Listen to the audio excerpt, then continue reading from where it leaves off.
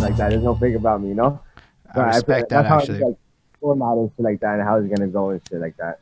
But yeah, I guess like reaction videos are like quicker. You know what I mean? Like people don't have like an attention span these days. And Cali Merker was trying to break that down to me because like my first few albums were like full length albums. You know, 11 songs, 12 songs, and shit like that. You know what I mean? And like only this album, I had to fight him and shit like that. He wanted me to make like 5 joints. I had to like put six. You know what I mean? I can't cut off like songs. You know what I mean? So I just made it 6 joints and shit like that. Yeah, And like I even had songs on this album were like 3 verses. You know what I mean? He was like, "Yo, there's no way that they're gonna go through 3 verses." I'm like, "Fuck it, man. I'm not wasting these yeah, bars." you You know what I got mean? Cat. Fucking put 3 verses. I know that Kali might be watching. I don't think he is because I haven't seen him there. But straight up, I don't 100% agree with him. I agree with him if your goal is mainstream success. Mm-hmm. But if your goal is to build a niche audience of people who support you, Yeah, do what the fuck you want within reason.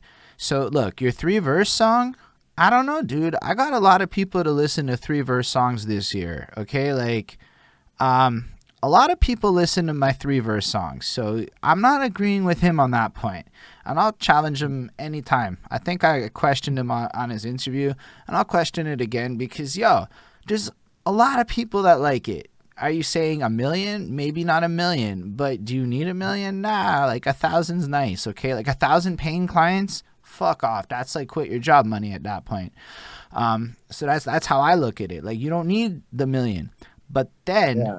you get to the album length, and I have to highly agree with him more than I'd like to admit because the data substantiated it. They all dropped off after track 5 on my last release. I'm like, yo, That's true though. They never really like every like your last few tracks is never gonna be as much as like the first few. You know, so I feel but like probably I'm not like fully willing to give it up. So check it. I want my albums. I don't give a shit. I'm conceptualizing an album right now, but I can yeah. It's compromise.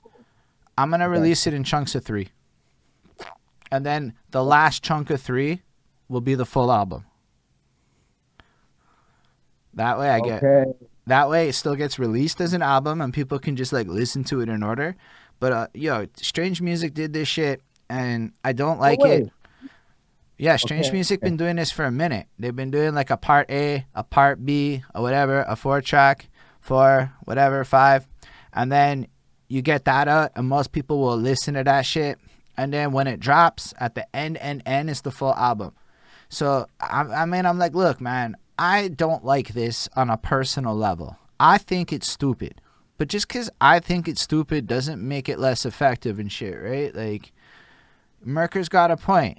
When it comes down Yeah. to consumption of music at an album level, there are people who will listen to your 13 track project a lot less of them these days. But apparently, Like, the 3 they track do it thing, not in entirety. You know what I mean? They probably like listen to 5 and come back to it, not in the entirety. You know, like no one's really like, dedicated like nah. the time. Ismail Gadamsi is dedicated like that. That guy's a real one. He'll listen to your album front to back, bump your whole fucking discography. He is like the kind of fan the world dreams of and pretends doesn't exist. But I'm like, yo, Ismail's a real one. That guy's a real one.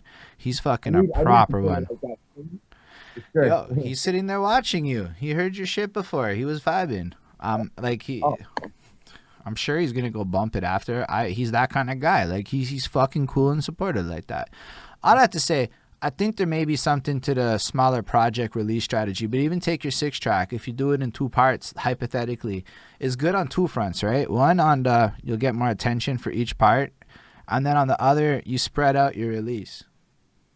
You know, exactly. To so me, it's genius though. I didn't even know people were doing like that. I didn't know Strange Music was doing like that. You know, it's like you're giving people a preview of it before the whole album type shit. You know, yeah, I like you're get. bootlegging your own shit before the shit comes out, kind of thing. You know, right? Yeah, I want to like take. I think like the future's gonna go next level with it. Take a look at Mike Shinoda from Linkin Park, right? So he's on Twitch all year making music in all these live sessions, and like the fans, I guess, will contribute in some way or another.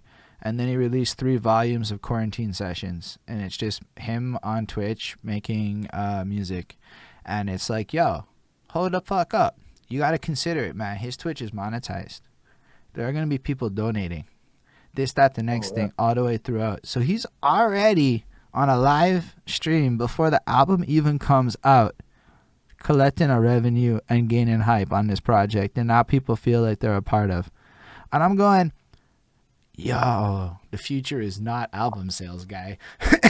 It's album making live in front of people. Right.